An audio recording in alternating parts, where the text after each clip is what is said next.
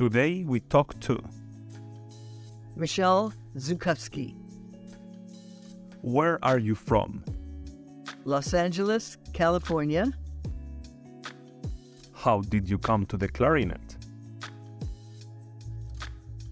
My father played clarinet in the Los Angeles Philharmonic, and he was originally from New York, but he came to audition in Los Angeles because his teacher, Simeon Bellison, said, "Oh, go write some letters to Klemperer, and maybe he'll take you in the orchestra." So he tried out for Klemperer and got in. There was only one other person auditioning against him at the time in 1937. What is never missing in your clarinet case? What is never missing? Cork grease.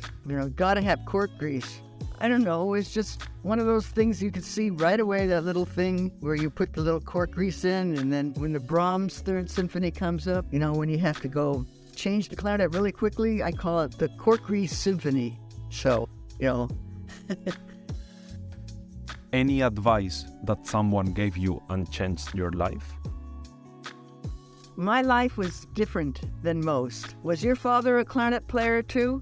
No? Well, my father didn't talk too much. So he would play and I would just sort of imitate him. So I'm like a bad imitation of Kalman Bloch, my father. So, he would say, just play like this. And so he never said too many words, It's just sort of like, I was interviewed once before. It's like a cobbler and his assistant. So the cobbler would be pounding the shoe and I would just imitate it. And so that's the way I play the clarinet and approach music as well. I had many people that coached me. Manuel Kempinski from England, actually. And he coached me for 3 years on the Mozart quintet, various chamber pieces. And he also was phenomenal in just sort of making a way to talk so that I could understand it as a 14-year-old.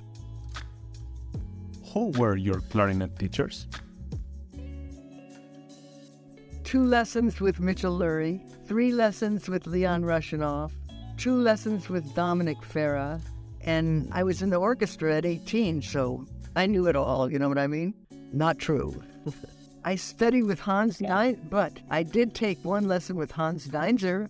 That was great. And 1 lesson with Peter Rieckhoff, 2 people from Germany. But generally, I wasn't too into taking lessons because I knew it all, That was a horrible attitude, but that's what attitude I had. Could you tell the story of Kalman Bloch? I'll go backwards.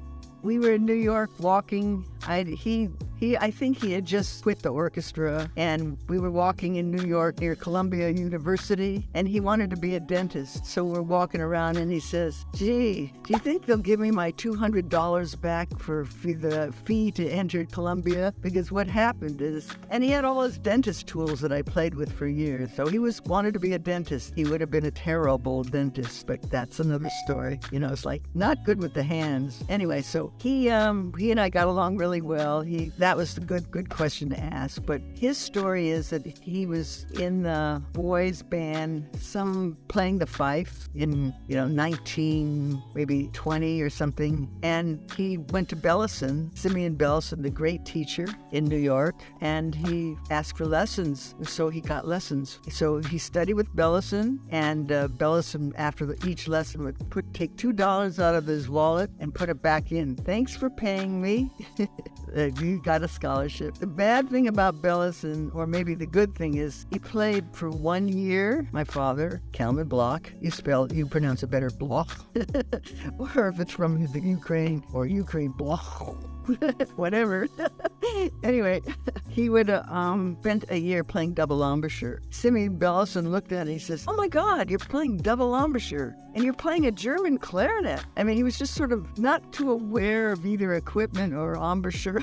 So he put him back. He got him back on the Böhm system, and he gave him the single embouchure. But for the rest of his life, he went back and forth. He would say, "Michele, what sounds better, double embouchure?" Because he had an upper lip that just went really much much, not like my teeth, no double embouchure possible. But with him, I mean, you would just go, no problem. So he was always asking, which sounds better? And I always said single embouchure, just because it's more steady, But so he wrote he was first in Bellison's ensemble it was a huge clarinet ensemble, complete with, he had every instrument in the world. He made arrangements for everybody, with drums and trumpet and God knows what. That guy had more energy than 20 people. So he had the big clarinet ensemble. Dad got principal clarinet. And then Dad said, maybe I'll try out for an orchestra. So Bellison just said, write a letter to Klemper and then see what happens. Klemper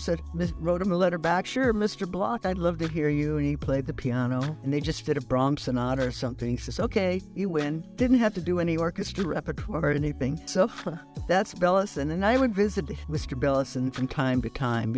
I'd go back and see him. He was a great, great man, great musician. Everything I've ever learned is through Bellison directly because we have all the writings on all those old pieces of music. And I'm going to try to find somebody to carry on his legacy. I'm not able to find a publisher to publish all those little pieces I learned from him because Carl Fischer has it. And Carl Fischer, I'm a perfectionist, and they make photocopies. They don't do linotype anymore. So it's not clear. And that was not possible for me, actually. So I try to steal his stuff and redo it again, make a little mistake like Kalmus does, but I'm 80 and I'm already tired. So I need somebody to carry on that legacy for me. So Dad went to the orchestra and he hardly played anything. He got in when he was 22.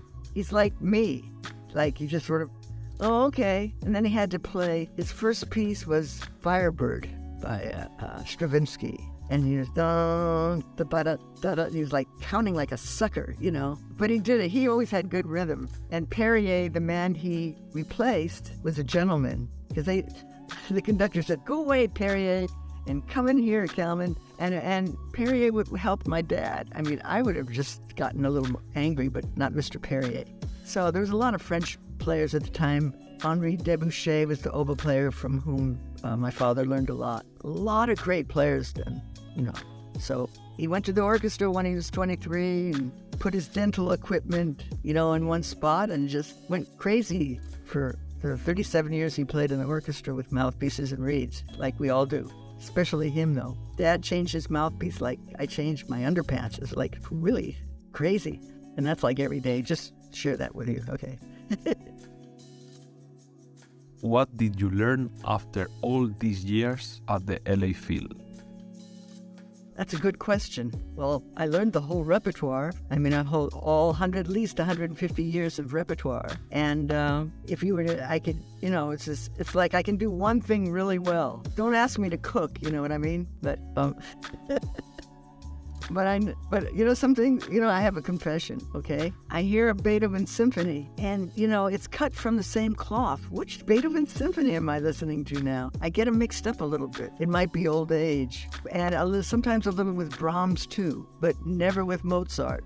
Maybe that's the determination of what the greatest composer is Mozart. And, I'm thinking Schubert, I like Schubert better than Beethoven now. Why is that? But anyway, I love music. I never approached it clarinet-wise. I just listened to great singers, pianists, violinists, cellists, Taragato players, whatever. So that's how I approached music. Did you change the way you listen to music?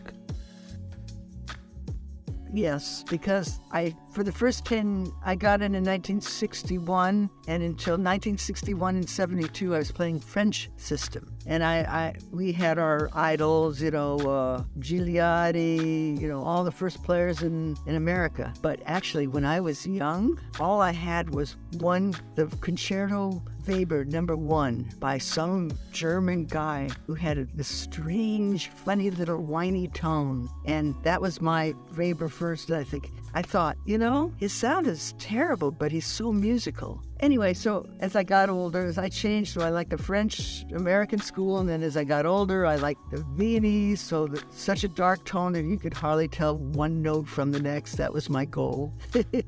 You know how that changes. So now I sort of like halfway between German and Viennese and whatever. Yeah, it's all different now.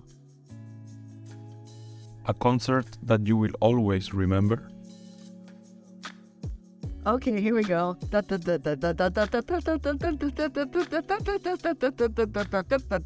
Oh my God, I came in a measure early. That's the one I remember. I played it well, but it was just a little too early by like a measure and a half. I did play a lot of great concerts. The great concerts were in Lockenhaus with Dietrich Fischer-Dieskau and Alfred Brendel on Der Winterreise by Schubert. The ones that I wasn't involved in. And then I heard Von Karajan do Mahler Ninth in Pasadena with the Berlin Philharmonic, and that was awesome just because he was German, you know. Thereby, he had to be good, right? And so already that was good. Just, God, he looks, of course, I realized later he wasn't German, but he was Armenian, but that's okay. Which conductor impressed you the most? Pierre Monteux, George Pretra, Joseph Krips. I like this Beethoven. It depends on the piece. But I was a person who had LPs and long plays and the little records, the big records, and so I had an amalgamation of my favorite Beethoven Ninth, which was Furt Fongler on the first movement of the Beethoven Ninth, Weingartner on the second movement on the Beethoven Ninth. I mean, I really was like, I was just a nerd about all that stuff. And then for Brahms' Fourth, I liked De Sabata. And for, I could just name the piece and I'll tell you the conductor who I thought was great. Everyone loves Toscanini, but I don't feel him so much. I love Weingartner when he did, Mendelssohn. I mean, you name it. I mean, it's all in my head and I've never forgotten. You know who was the great Beethoven Third? Brahms Third is Frederick Stock with the Chicago Symphony with Robert Lindemann playing the clarinet. That was the greatest. So, I mean, I just have that in my ear and I had to sell my records for financial reasons, but I still hear it all.